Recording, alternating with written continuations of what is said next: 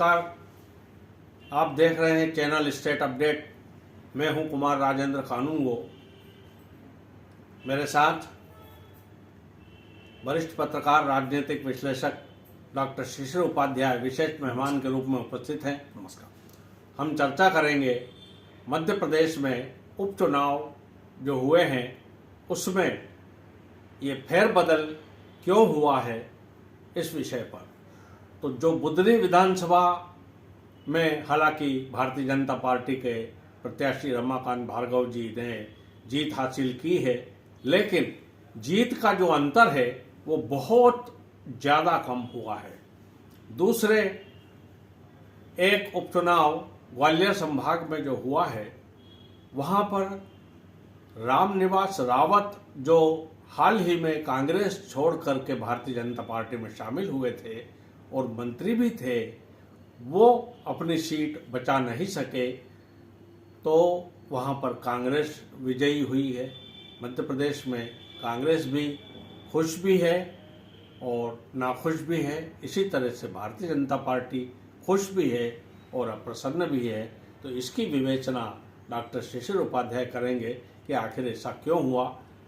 Doctor शिशिर उपाध्याय, आप थोड़ा इस पर प्रकाश डालने का कष्ट करें। जी नमस्कार। ये बिल्कुल कहीं खुशी कहीं गम दोनों दलों में है और यह बताता है कि 2020 के बाद जो उपचुनाव हुए थे और उसमें भारतीय जनता पार्टी ने कांग्रेस छोड़ के बहुत सारे लोगों को मंत्री बना दिया था। और आपको याद होगा कि गिरिराज दंडोतिया जी से लेकर और एक महिला मंत्री जो उस समय महिला बाल विकास मंत्री बनी थी, वो इमरती देवी जी, और इसके अलावा एक और मंत्री उस समय भी चुनाव हार गए थे। लेकिन इस बार लोकसभा चुनाव में 29 की 29 सीटें भाजपा लाई है। विधानसभा चुनाव में पूरे स्पष्ट बहुमत से भी बम्पर बहुमत मिला है।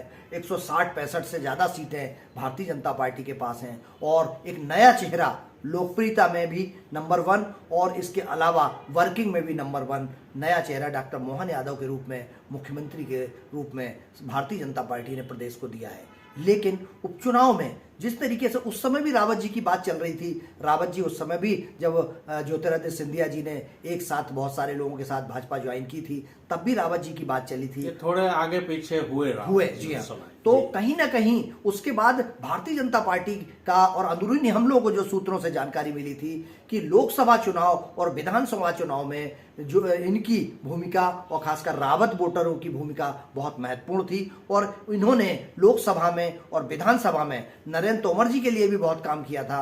नरेंद्र तोमर जी जब विधानसभा में बहुत संघर्ष की स्थिति बन रही थी, ऐसा चर्चाएं होती हैं, सच्चाई क्या है ये नहीं पता है, लेकिन उसमें भी रावत जी ने मदद की थी। और अभी सारे दिग्गज मुख्यमंत्री से लेके केंद्रीय मंत्री से लेके और विधानसभा अध्यक्ष जी तो बताते हैं कि 15-17 दिन वहां डेरा डाले रहे। लेकिन जो सहारिया समुदाय का जिसकी वजह से पिछली बार भारतीय जनता पार्टी हार गई थी, ये भी जो अभी मल्होत्रा जी जो चुनाव जीते हैं, ये उस समय निर्दलीय खड़े हुए थे और उस समय रावत जी जीत गए थे और भारतीय जनता पार्टी तीसरे नंबर पर आई थी। आज की स्थिति में कांग्रेस ने उनको प्रत्याशी बनाया और रावत जी कांग्रेस छोड़ के भाजपा में आने के बाद जो स्थानीय स्तर पर लोग नाराज हुए हैं, लोगों को पता नहीं क्या कारण था कि जिस तरीके से नाराजगी थी उनकी, वह सरकार की पूरी ताकत झोंकने के बाद भी, संगठन की पूरी ताकत झोंकने के बाद भी नहीं। एक इसमें फैक्टर जरूर सर हमारे दर्शकों को जानना चाहिए कि ज्योतिरादित्य सिंधिया पूरे चुनाव में गायब रहे। बिल्कुल। मध्य प्रदेश के दोनों उपचुनाव में ज्योतिरादित्य सिंधिया जी की भूमिका नजर नहीं आई। तो ये कहीं ना कहीं क्या कारण हो सकता है इसका कि दोनों चुनावों में ज्योतिरादित्य सिंधिया ने कोई सभाएं नहीं ली? तो ये आश्चर्य का विषय है। और ज्योतिरादित्य सिंधिया को माना जाता था कि मराठा और इनका महाराष्ट्र में भी असर है, लेकिन हमने महाराष्ट्र में भी उनकी कोई सभाओं पर हमारी निगाह नहीं गई कि कोई बड़ा कार्यक्रम हुआ हो। लेकिन मध्य प्रदेश ग्वालियर चंबल संभाग उनकी रियासत का क्षेत्र है और वहाँ पर अगर वो नहीं जाते हैं तो सब कुछ ठीक नहीं चल रहा है, ऐसा माना जा सकता है। ऐसा कहा भी जाता है कि कुछ बड़े नेताओं की आपसी टकराहट की वजह से, कुछ बड़े नेताओं के आपसी समन्वय न होने की वजह से ऐसी परिस्थिति बनी। लेकिन वन मंत्री जी रावत जी, जिन्होंने वन मंत्री के रूप में कार्यभार ग्रहण किया था और बड़े जोर शोर से वो बिना विधायक बने मंत्री बन गए थे, ऐसा लगता है कि पब्लिक को वो पसंद नहीं आया है। और अब यह उनका कहीं ना कहीं राजनीतिक समापन की तरफ उनका वो जा रहा है। वहीं साथ में आपको एक शायद घटना याद होगी कि एक कांग्रेस के बड़े नेता ने भी कांग्रेस छोड़ करके और भारतीय जनता पार्टी ज्वाइन की थी, लेकिन आज उनका हश्र क्या है नाम लेना यहाँ उचित नहीं है।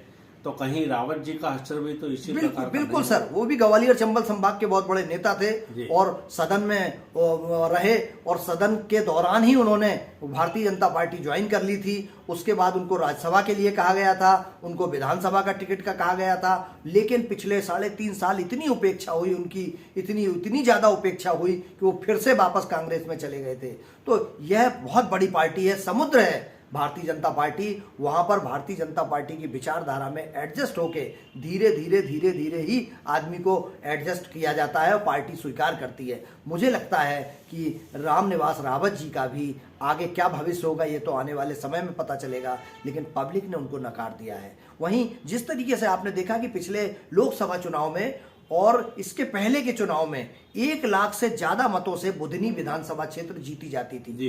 लेकिन जो सांसद रहते थे उनको जब वोट ज्यादा मिलते थे, लेकिन वो विधायक का चुनाव लड़े, तो ये लगता है कि माननीय की वहां पर, और जिस तरीके से शिवराज सिंह चौहान जी, जिस तरीके से उनके बेटे और उनकी धर्मपत्नी जी श्रीमती साधना सिंह चौहान जी, ये सब लोगों ने बहुत मेहनत की और काफी मेहनत के साथ साथ प्रयास ये था कि वो लीड कम ना हो। लेकिन ये चिंता का विषय है कि बुधनी में राजकुमार पटेल जीतते जीतते बच गए हैं और वह जीत ही गए हैं। मेरा ये मानना है कि जहां 1 लाख से ज़्यादा वोटों से जीतने वाली भारतीय जनता पार्टी यदि 7,000 वोटों के आसपास से जीतती है तो ये कहीं ना कहीं राजकुमार पटेल की, क्योंकि 93,000 से ज़्यादा वोट मिले राजकुमार पटेल जी को, और ये वोट अगर 93,000 से ज़्यादा वोट और 1 लाख वोट भार्गव जी को मिलते हैं तो ये बताता है कि थोड़ी सी भी और अगर प्रयास कर लिया गया होता तो आज वहाँ कांग्रेस जीत जाती। इस पर मंथन करना पड़ेगा, क्योंकि शिवराज सिंह चौहान जी की तरफ दोनों तरफ से दबाव है। एक तो बुधनी में उनकी लीड बहुत कम हुई है,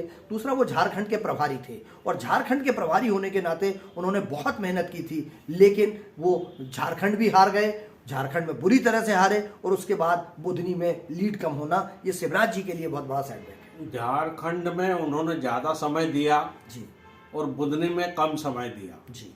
एक ये फैक्टर हो सकता है कि झारखंड में वो ज़्यादा समय दिया और बुधनी में कम समय दिया, इसलिए बुधनी में जो जीत का अंतर है वो कम हुआ। लेकिन झारखंड में भी समय देने के बावजूद भी वहाँ कोई ऐसा परिणाम सुखद भारतीय जनता पार्टी को नहीं मिला। अब ये स्थिति खास करके भारतीय जनता पार्टी के लिए सोचने का विषय है कि ऐसी स्थिति निर्मित क्यों हुई।